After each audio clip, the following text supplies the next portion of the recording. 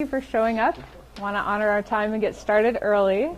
I know many of you, but not all of you. So my name is Nicole Forsyth, and I'm the Digital Services Librarian here at the Cedar Rapids Campus Library.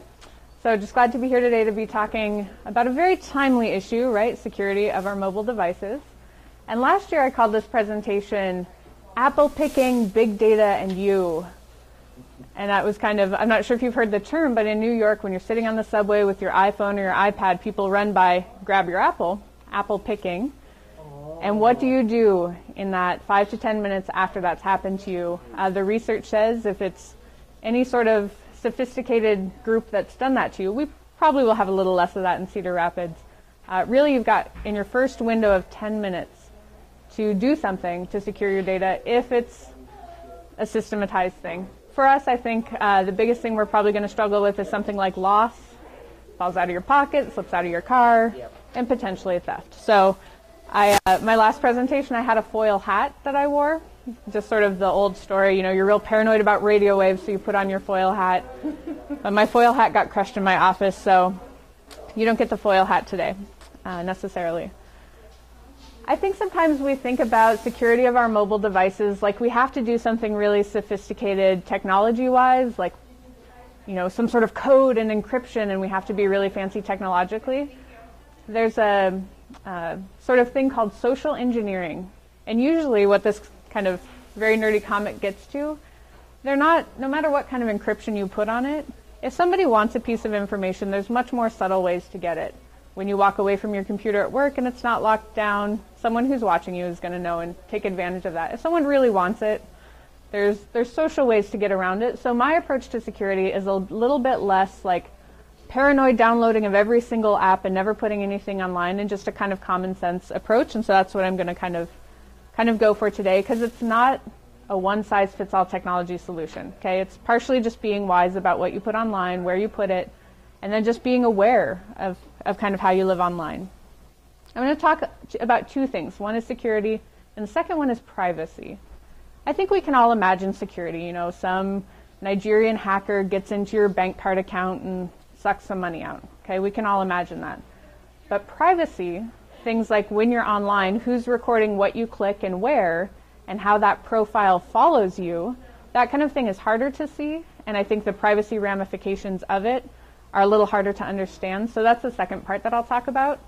Might be a little more than you bargained for today, but I think it's very, very important that we know personally and also for our students. So just a real quick example of this is one day it's such a classic example. I had Facebook up at home. I was looking at a pair of shoes in a different window. By the time I clicked back to Facebook, and in the side there, it was trying to sell me the exact pair of shoes I just looked at on Zappos. And that's kind of a notorious, it's called behavioral advertising. And I'll tell you why it's concerning in the second half of the presentation. So my approach with this is not to make you paranoid and terrified, but this is my one scary picture, okay? If your house were to be on fire, in the first 10 minutes, you know how to respond. Get everybody out of the house, get the dogs, get the cats, run to the neighbors, call the fire department, okay? You would know what to do right away. If someone steals your iPhone, what do you do right away? And my goal here is that you'll leave today with at least an awareness of sort of what you should do and how concerned you should be. Maybe you're just like, darn it, I'm out my $400. You know, maybe that's all it comes to. But for me personally, it's more like my house being on fire, but it's just not quite such a vivid image. So I'm going to aim to not paranoid you too much, but we'll see what I can do. Quick demonstration. Does everyone have a mobile device with them? I wonder if you can kind of get it out. I didn't bring mine. It's okay, John. I guess we'll let you stay. Okay, so if you could take your mobile device and pass it to the person sitting next to you. Oh, no. You did it. I can't believe you two did it. I'm just kidding. Give it back. I do that solely because I think it's hilarious. We're trusting. I know. Why is it hilarious? You shouldn't be. These two said, Carol was like, And I'm sorry, ma'am, I don't know your name, but Anne. I know this guy forever. Yeah.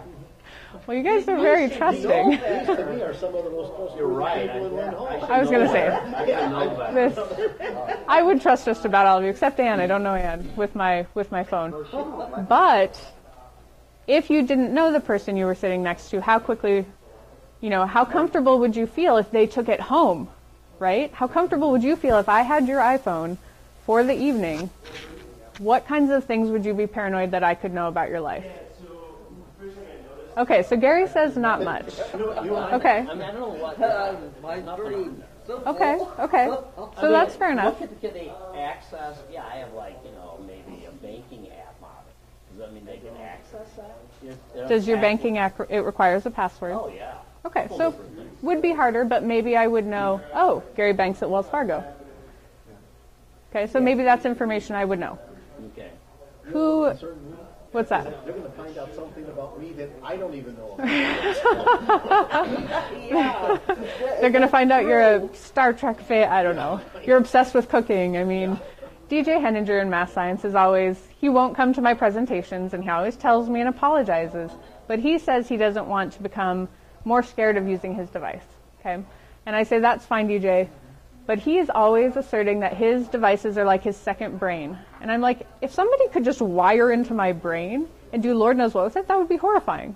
And he's like, oh, I don't care who sees my slow cooker recipes. And so I did sort of an experiment. And the reason I did this experiment is because I had a kiddo. This is my 3-year-old son the other day in the cold, seeing what bubbles do in the cold, right? He's adorable, wonderful, and amazing to me. And that's why I'm partially more concerned these days about my online security, because I take 1 billion pictures a day on this thing with it. Yeah. I have 2 separate backups where all of my pictures go because I don't want to lose that, right? Like, this is lovely to me. This just makes my heart warm and happy. But before I had those 2 backups on here, if they were gone, there goes 1.5 years of his life, okay? If I hadn't printed any pictures. So this is why I personally just chose to be a little bit more proactive with my technology. And if you look at the back of your packet, this is something that you can do, I think, relatively quickly. When I first did this about 1.5 years ago, it didn't take me very long. I simply went through my phone and said, okay, if I lost this, if someone stole it, what would they find out about me? So I went through and I just went out, I wrote down the app. So like my first app is Double Twist. It's like an iTunes thing. It's really just what I use to listen to for music. And I was like, how risky is it for someone to know what I'm listening to? Meh, I really don't care. Not a big deal for me. So I looked down, and then, I have my work email linked to my phone. How bad could that be? I don't get a lot of student email, but in theory, if you're a teaching faculty like Gary or John here, could that be bad? Could you leak FERPA information? Possibly. I don't know. I got really, really uncomfortable when I was like, oh my gosh, someone could start emailing my work colleagues saying, Lord knows, it just kind of scared me that they would have access to that. And then my work calendar, that's what got me really paranoid. If, heaven forbid, someone were to be stalking me or just be like, I'm going to find out who this person is, they'd know where I am every minute of the day. That's not that hard to find out here at Kirkwood. You hop on our calendar. I'm in the library all the time. There's just some of that I have to give up. But if it's Weirdo X that I don't know, I drop it in downtown Cedar Rapids, I've decided I'm uncomfortable with that. And so I went through, and then my Gmail, so much information about my life is in that Gmail account. They would be able to know where I bank. They'd be able to know what yoga studio I go to. They'd be able to know where my son's daycare is. And that for me is it's a no-go. That makes me super, super nervous. So in this third column, I sort of put down remediation. What would I do in those first 10 minutes that I realize my phone is gone, for sure is gone, and I don't know whose hands it's in? Maybe it's just dropped in a snowbank and will never work again. I don't know. Maybe it's in the hands of someone with nefarious purposes. I want, in that first 10 minutes, to be able to go to my Gmail and change my password there first. For me, that's what I'm going to do first. Second, probably change my work email passwords. I actually kind of have a plan thought out for this. I assume wherever you live, you have homeowner's insurance or renter's insurance. Your house gets broken into, it lights on fire. You kind of know, to a certain level, there's some safety there for you. Why not just take a minute to do it with your phone? Maybe it's not as big a deal for Gary if he doesn't use it to live his life, but that was the kind of step that I took. And the number one thing you can do to be safe online is to have good passphrases. If you're following along, I've just gone through point number 2, and I didn't want to kind of kill you with, there's a lot of information from the government and a really fabulous nonprofit called the Privacy Rights Clearinghouse. And point number 2, if you want to just read a little bit more about how to protect your information. I didn't think it was worth kind of reading those to you, so I encourage you to look those up. Yeah, go for it, Gary. Yeah. Yes. You know, you mentioned yours. I do have my school email on here, Okay. and my home email, and Okay. I never thought about this before, but you're right. When I go into it from my phone, there is no password. And I don't know why. It never even dawned on me before. So if I'm nefarious, horror show, like awful person who's gonna You be, know, so I can just go into terrible. my mail right here. Kirkwood just comes up, or my Hotmail, and there it is. Of course, if I'm on webmail, I have to put in a password. But it's not a password. Why is that? I have no clue. Why isn't a password protected on here? in part maybe because you haven't set it up. So that's an iPhone, and I'm an Android user, so I don't know all of the finer points of it. Oh, I can just check. Yeah, okay. It's pretty easy I to can do. check that out. But the other thing you can do, and that is one of the most industry recognized things, and I apologize, it's going to be hard to see this.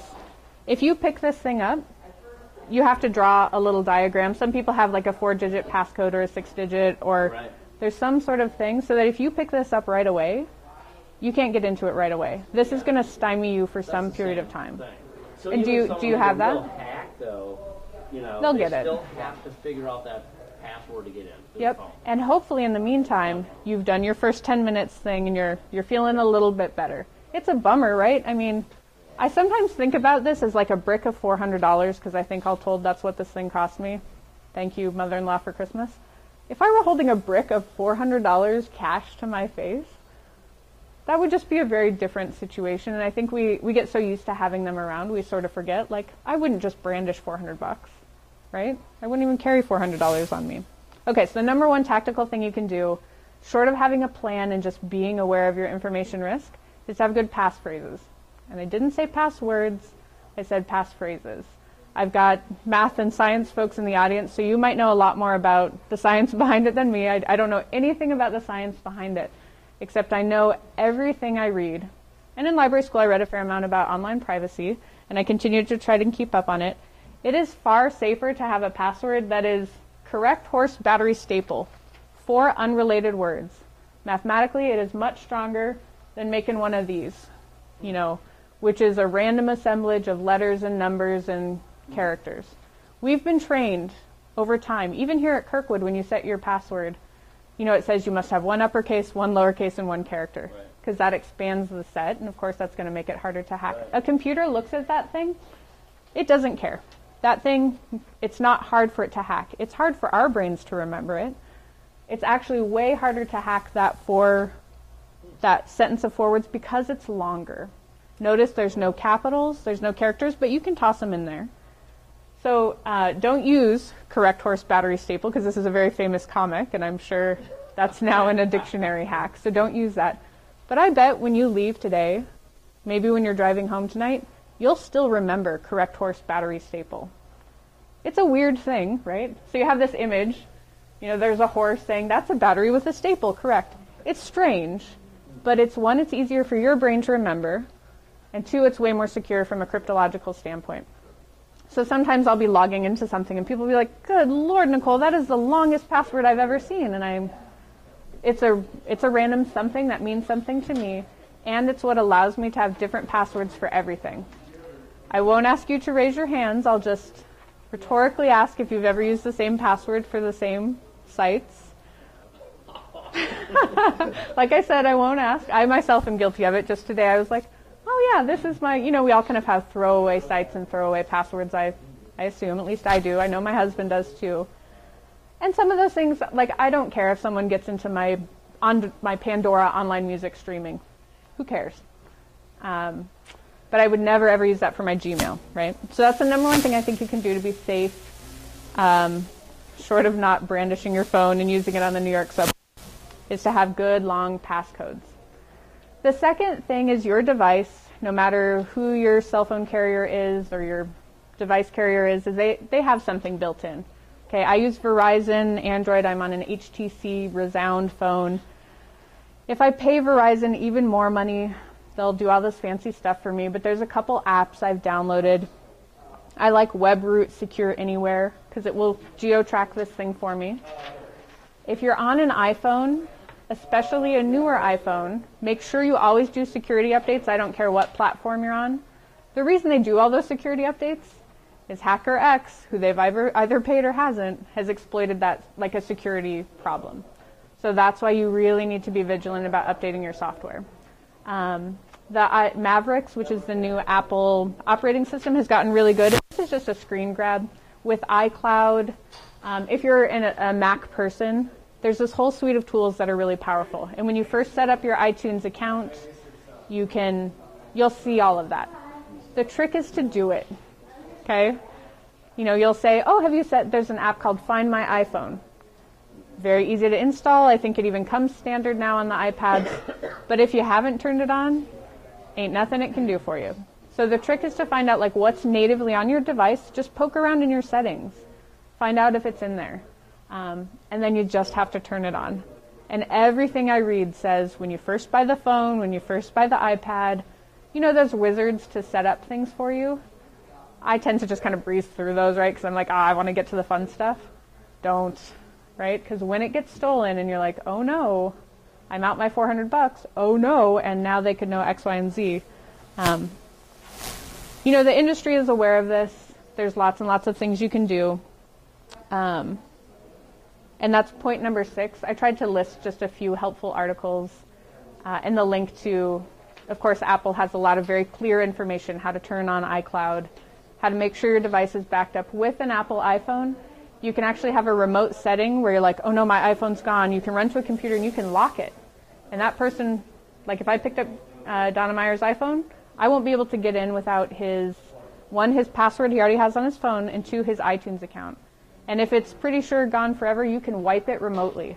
So all your data can be sucked off of it from this computer right here. So yay for Apple. That's a nice thing. There are some Android things, some paid for, some that seem to be free that you can do. So just know that's an option, okay? These things are so smart. They've got GPSs. I mean, they know where they are. They know where we are. They can surely find themselves. Any thoughts or questions?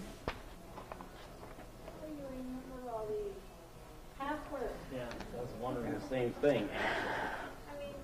I ordered the book and I have like a million passwords, and so I have a little piece of paper in my book, about my Yep. passwords. But still, no. I think there are just too many in modern life, and I think it's unfair to say you have to remember them all. So point number 5 on your handout, there's a thing called a password safe. And it's a piece of software, and actually, Carol, in your case, you could talk to Ryan. I tried using one for a while, and it's the one that Ryan uses. There are these kind of cryptology pieces of information. It's kind of a little safe, and you put a password into it, and you can't ever see the password again, but you can feed it out to sites, and it'll log you in automatically. I myself am always nervous about them. One, I've maybe not just taken enough time to use them well, but my theory is any system you have can be hacked.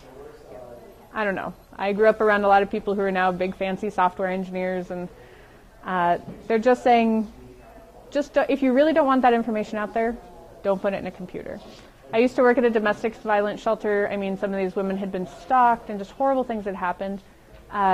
Their information wasn't on a computer connected to an internet. It was in a basement behind 2 locked doors, and it just wasn't an online computer. And we really debated whether it should go in a computer at all.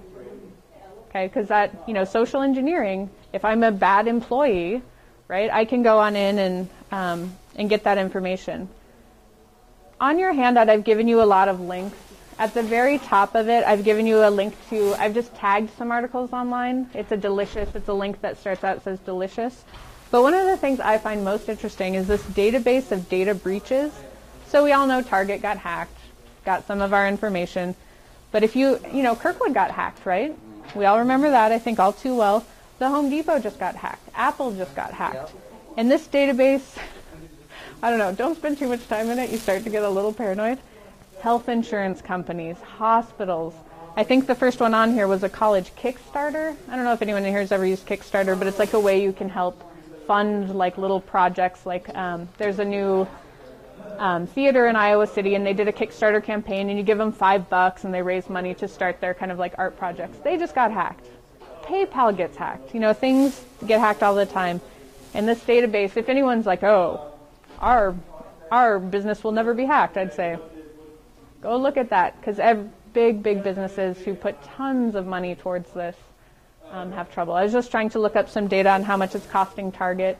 I think the latest report was they got $44 million in insurance, but it's something like $76 million in just direct costs. I get a letter all the time from Target because I'm a red card holder saying all the things they're trying to do. So data security is a big thing. If you don't want your data out there, don't put it in a computer. That gets to be harder and harder in this day and age.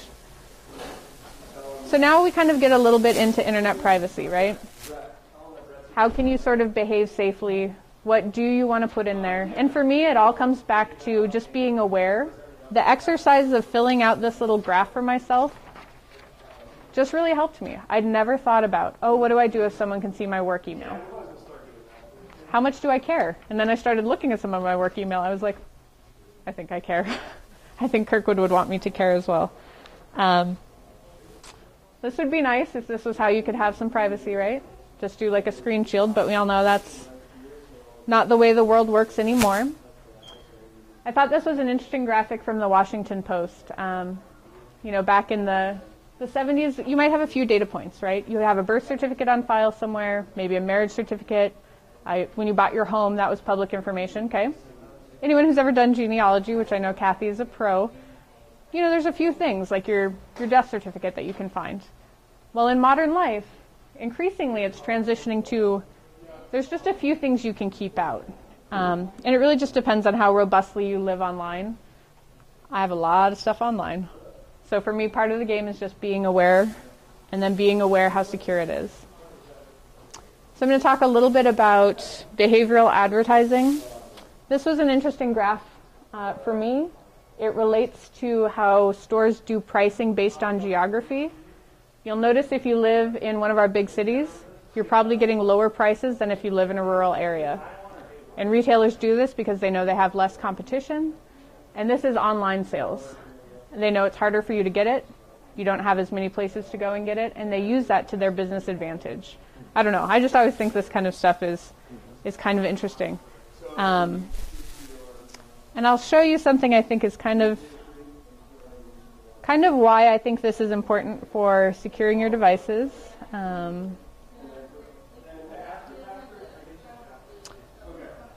see if I can zoom this in a little bit. So I'll just kind of read this to you. When you search on Google, for instance, if you search for herpes, maybe you're a librarian and a student has asked you a question for a nursing class. You look at a lot of things for a lot of reasons. And you click on any given link, like something about the Herpes Resource Center. Your search term is almost always sent to a site through something like Google Analytics, which we use here at Kirkwood. Lots of places use it. It goes with your browser info as well as your location. It can often uniquely identify you, whether you think you can or not. So it might know you're a young woman in Cedar Rapids, Iowa.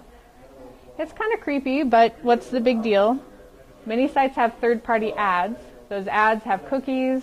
They put them on their machines. They start to build a profile of you, things like age, gender, and things you like, right? Likes herpes. And that's why those ads follow you. So that's why in Zappos, I got the ad for the shoes I was looking at. I didn't even have to close the browser. It happened in the same window. It just blew my mind. And so that's kind of creepy and kind of uncomfortable, but really who cares? Well, it matters because they sell those profiles. It can result in things like, I don't know if you're familiar with redlining. Used to be where banks would draw an area around a part of town and say, that's the poor part of town, they're going to abuse their houses, don't give them any loans. Totally illegal, against the law, highly discriminatory. In the cyberspace world, similar things can happen based on your search history. I recently started taking a medication, and my insurance company started calling me thinking I had a chronic disease. I don't have a chronic disease, it's just this drug is sometimes used for it. And they were asking me for personally identifiable information over the phone. I was like, 1, I have no way to verify you're from my insurance company. 2, you're inferring things about me that are actually not true. And 3, how many people would be willing to give out that information who aren't as paranoid as I am? I don't know. I think it's kind of scary. So your searches are saved by Google, especially if you're logged into your Gmail at the same point in time. They can be legally requested and held against you in trials. And then you have all these databases out there about your information you have no idea is being recorded. These things, data breaches happen, and then good Lord, it comes out that it looks like you have herpes or something like that. It's an extreme case, but there are some things to help you just be aware and remedy that. One is there's a search engine called DuckDuckGo. It doesn't engage in behavioral advertising. There are little applets you can put on just to see who's sending your information anywhere. There's one called Collude if you're a Firefox user. When you go to like ESPN.com, it'll say these are the 6 sites that they're sending information to. Google Analytics, DoubleClick ads. It's very, very interesting. I found one of the worst sites in terms of sharing data. Sharing data isn't always a horrible thing. I just like to know when it's happening. Is PBS. PBS sends your data like a shocking number of places. It's also why I try not to be logged into my Gmail or Google account all the time, because that makes tracking you that much easier. So anyway, again, I don't want to make you overly paranoid. I simply want you to be informed. You know, for me, I teach research here at Kirkwood. An interesting thing I recommend students do on their personal laptops is to run a search on something controversial, like gun control or abortion. Go hang out with your parents, your kids, run the same search, and see if the search results are different. Because Google tracks and builds profiles about you and will feed you information that is more like your point of view. So you can watch videos on YouTube even about it. And like a young liberal woman will search gun control, and she gets like, you know, things about how we need to limit gun control. You know, my dad would do it, and he would get the NRA first, right? He would get people who are like, don't tread on my gun control rights. That's scary to me as a researcher. I'm like, where's the impartial information? I'm going to just become bubbled in an echo chamber of like information. And to me, I think that's kind of scary and makes me feel less safe as a citizen. And this is the point where I'd put my foil hat on, because some people think it's me getting a little paranoid. I just like to know that it's happening. I don't think I can feel as safe with these devices and computers in my life and my son's life if I'm not aware of it. So, few things for you to research: behavioral advertising, online tracking. If you're interested, a few other things for you to think about: changing your passwords into passphrases. At Kirkwood, that's hard because we have a limit. Our passwords have to be between 6 and 9 characters. I keep meaning to maybe talk to IT about why that is, but I'm not in IT. But I would really recommend also having just a game plan, even if it's simply in your head. When the iPad goes missing, which 3 sites are you going to go change your passwords for? If anyone's an Evernote user, I'm not sure, things like Evernote and Dropbox.com, which are just big file storage things, you can like I could attach this actual computer to Evernote. If this were my computer and it were stolen, I would want to go and unattach Evernote and Dropbox from it, because you can install an app where you just go into it directly. So like at Kirkwood, when I got a new computer, right, they replaced my kind of older unit, and I had linked my Dropbox to it. I had to make sure to go into Dropbox and take it away so that the next person who got my Dropbox didn't inadvertently log in and be able to see all my files that I've kept in there. Kind of like on this laptop I'm presenting from, someone is logged into Evernote on this machine. It's actually a store account, but when I first got in there, I was like, could have been DJ's account. Like, be careful logging in and out of accounts. We all know from teaching in different classrooms. But please consider stronger passwords. Be aware of what you put online, and just try to do this exercise of what would happen if I crept into your office and stole your iPhone. Okay, who feels cheery and happy? Nobody. This is where the foil hat comes in handy, because at least it makes us laugh. I think technology is amazing and powerful, lets us do a lot of things we couldn't do before. I just want to know the long-term consequences of what I'm doing. Yeah. Like you said, I need a genealogy. Yeah. So I got pictures that I take with my phone Mm-hmm. and have GPS on my phone. Mm-hmm. I don't want to lose the GPS for my use. Okay. If I post a picture, I'll get GPS Hmm. on that picture. Hmm. Way to take it off. Just Yeah. I'm not sure. I know that a lot of phones and apps automatically geotag. I'm not sure if you've experienced this with a mobile phone or device of yours, but when I download a new app or sign up for a new service, it often asks things like, it'll tell you to some limited extent what it wants access to. I downloaded a compass the other day because I was trying to plot my garden for spring, and it wanted access to my email contacts. And I was like, no, little compass app, you do not need to know my email contacts. So I didn't install that one. I found one that didn't ask me for things I didn't want. In terms of geotagging photos, I don't know when you upload it to Facebook so that's metadata attached to that file. I don't know if that metadata goes with it. I'm just not sure. I turn all the geotagging features off on this thing except for my find my phone feature. Because I don't know. I don't think there's any reason why, in Evernote, when I put a note in, it wants to note where I am. I don't need that feature for me personally. It just kind of creeps me out. Some people it could be helpful. Like if you were traveling to a conference and you made the note, you could then search, find me all the notes I made when I was in San Francisco. So, I personally try not to give away more information. That's my personal, right? We've all established I'm a little paranoid. So I don't know, Kathy. It's a good question for more research. But just be aware when when I send picture messages to my relatives, I don't really know what all file data is going with that. You don't know all what?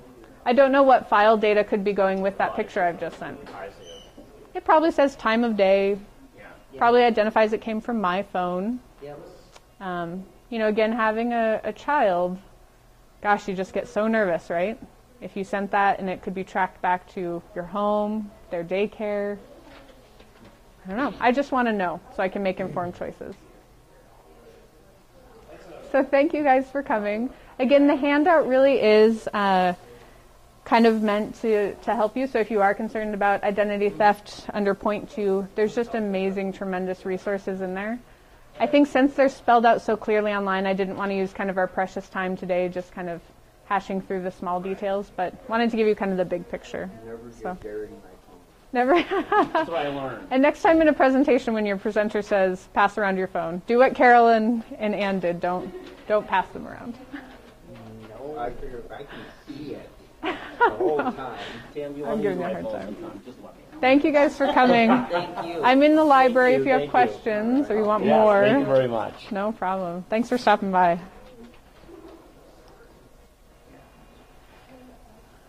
I was going to say, I noticed in the library by our gates, there are little fans on them, and I think it's killing the... Yeah. I assumed you saw that. I'm going But to have to. So I was going to get there, and I didn't get there today, I'll stop by, but that's Not a the big problem. deal. That's the third set of plants I put there, and the fans have blown on. no, those poor We got plants. just rotate plants in there every couple of weeks. And Yeah. Okay. Yeah, no, that's... I wanted to... Yeah. A year and a half ago, when I met my Yahoo email, I had the same email for 10 years. It was a nice simple word. That Yeah. and all of a sudden, my son-in-law emailed me, why did you